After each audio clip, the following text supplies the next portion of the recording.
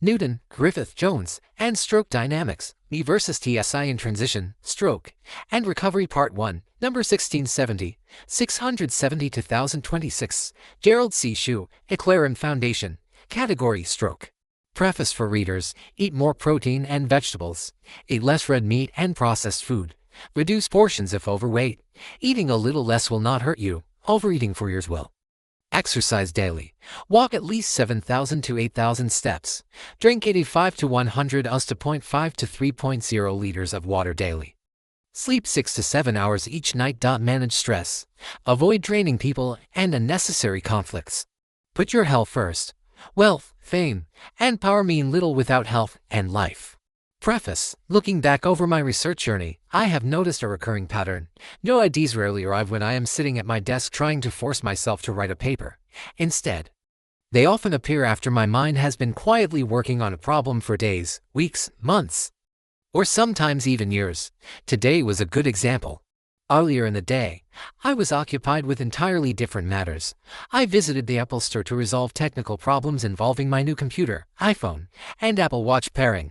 Afterward, I went to Costco for shopping and also spent time arranging an appointment with my eye doctor to re-examine a recent eyesight issue. While sitting outside and waiting for my examination, a new question suddenly appeared in my mind. What if I compare direct multiplication against weighted addition to estimate my risk of having another stroke? The question was remarkably simple. It was not a complicated medical theory, nor did it require advanced mathematics. Actually, it was simply an arithmetic question that I first learned at the age of 5 or 6. What happens when the same physiological factors are combined through direct multiplication versus weighted addition? Yet throughout my life, I have learned that simple questions and simple ways of combining simple operations often lead to important insights. During my years, many technical breakthroughs began in a similar way. They did not start with a lengthy specification document or a formal research proposal. Instead, they often started with a simple observation: there must be a better way to do this. From that observation, an idea would emerge. The idea would gradually grow into an architecture. The architecture would eventually become a product. Introduction. My medical research process has been surprisingly similar. First, I observe something, then a question appears. I write it down, I test it. Finally, I let the data answer the question. Many people believe research begins with a theory. In my own experience, it often begins with curiosity rising from a particular observation. Observation comes first. Curiosity comes second. Mathematics comes third. Conclusions come fourth. The paper comes last.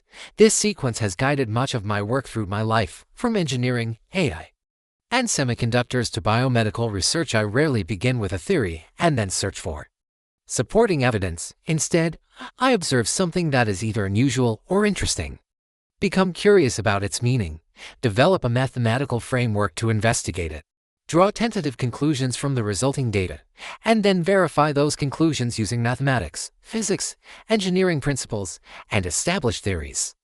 Only then do I write the paper. Writing is the final step. Ironically, it is often the most tedious and time-consuming part of the entire process. Perhaps because English is my second language, for me, the real excitement lies in observation, discovery, analysis, and understanding. The paper itself is simply the documentation of that journey. This is why I have been able to produce over 1,600 papers. They are not primarily publication projects. They are documented thinking and documented discoveries. My papers are simply records of my journey. For me, the discovery is the destination.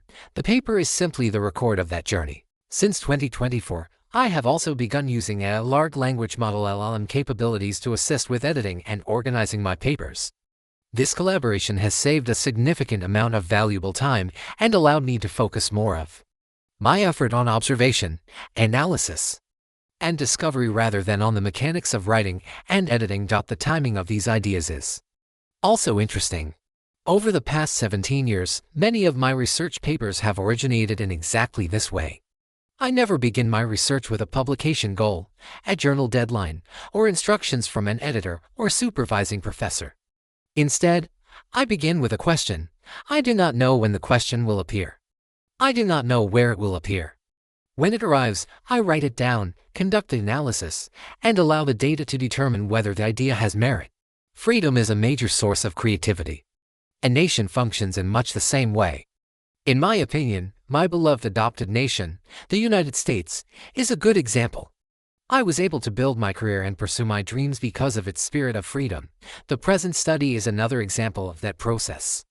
It began not with a theory, but with a simple question that unexpectedly appeared while I was waiting outside during an ordinary day's activities. The two formulas in this study I compared to stroke-related models using the same three physiological inputs, e.g., pulse pressure pp, and systolic blood pressure SPP.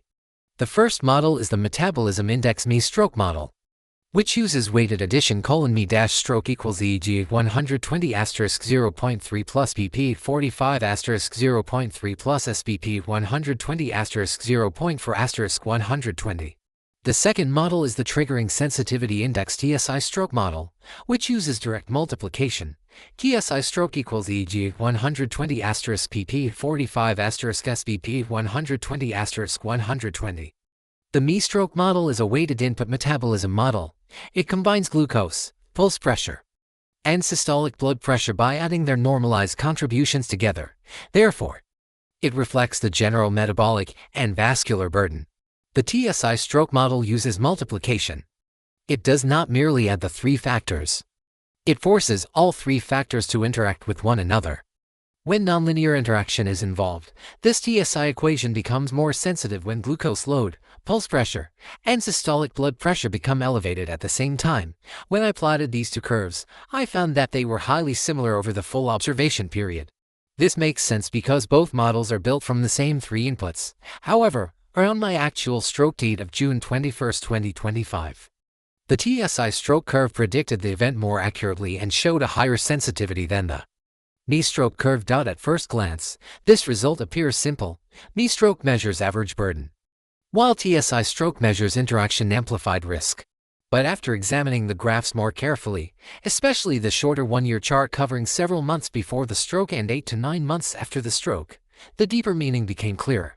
The importance of similarity.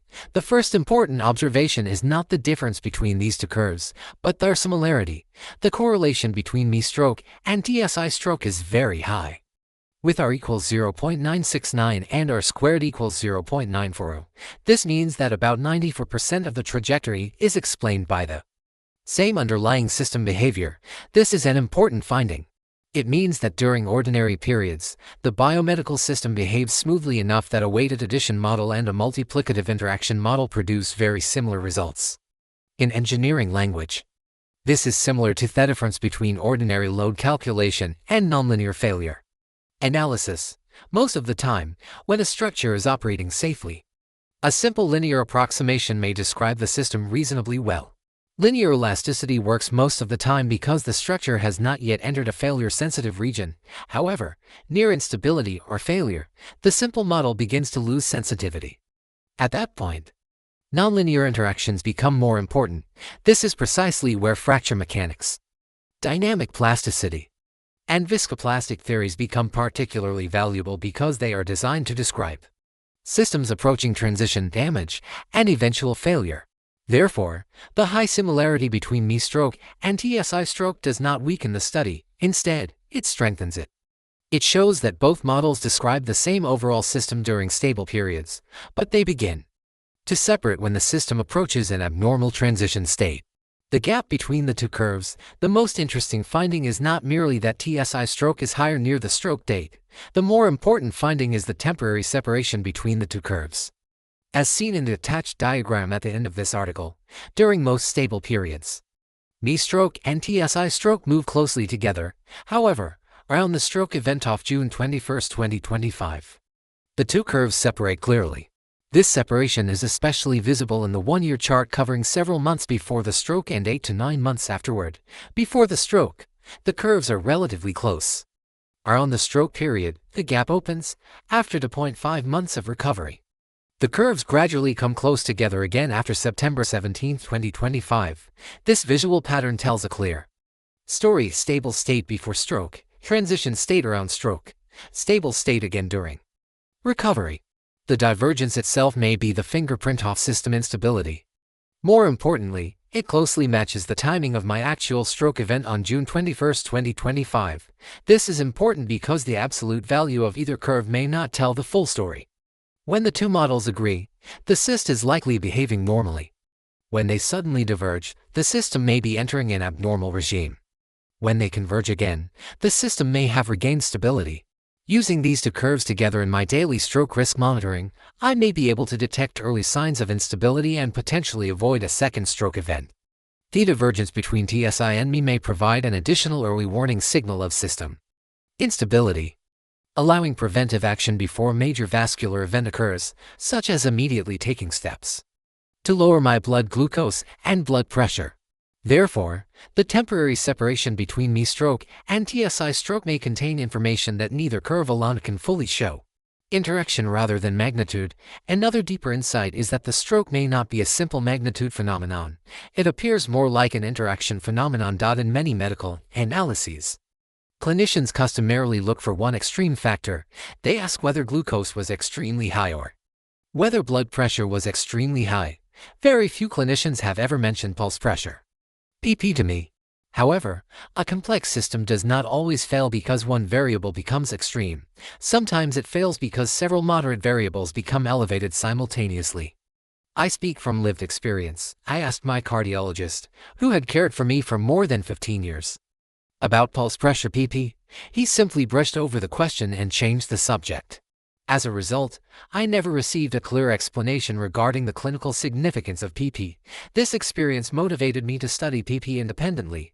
For example, glucose load, pulse pressure, and systolic blood pressure may each rise only moderately, individually. None of them may appear alarming.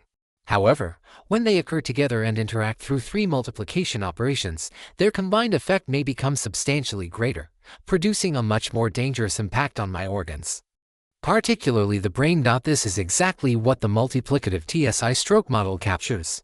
Treats the system as an interacting structure rather than a collection of isolated variables. Conceptually, this is similar to Newton's force equation, where the outcome is determined by the interaction between mass and acceleration through multiplication rather than simple addition. Likewise, the TSI stroke model reflects the combined interaction among glucose load, pulse pressure, and systolic blood pressure, which may reveal risks that are not apparent when each factor is considered separately. My thought process was Newton interaction principle greater than TSI greater than stroke dynamics. That is a historian's way of thinking. I was not merely building a model. I was tracing an idea through centuries of scientific development and asking whether the same underlying principle might also apply in a different domain, such as biomedicine. In other words, I started with Newton 1687, moved to Griffith 1921, then Jones 1960s-2000s, and finally asked whether the same interaction principle could be useful in understanding stroke dynamics. Cease in medicine. In plain words, the stroke may not have been caused by one single factor. It may have resulted from the simultaneous interaction of several stressors. This makes the event a system-level failure rather than a single variable failure. The bottom chart and recovery pattern. The bottom chart, especially the shorter one-year comparison, is the most visually powerful part of this study. It covers the period several months before the stroke and 8 to 9 months after the stroke. In this chart, the separation around June 21, 2025 is much easier to see. Before the stroke, knee stroke and TSI stroke were nearly identical, suggesting that the system was operating in a relatively stable regime. Around the stroke event, the two curves separated sharply, with the TSI curve rising above the me curve. This indicates that the system had entered a transition state where the weighted addition model and the multiplicative interaction model no longer describe the system in the same way. After the stroke, these two curves did not immediately return to the same pattern. This is part 1.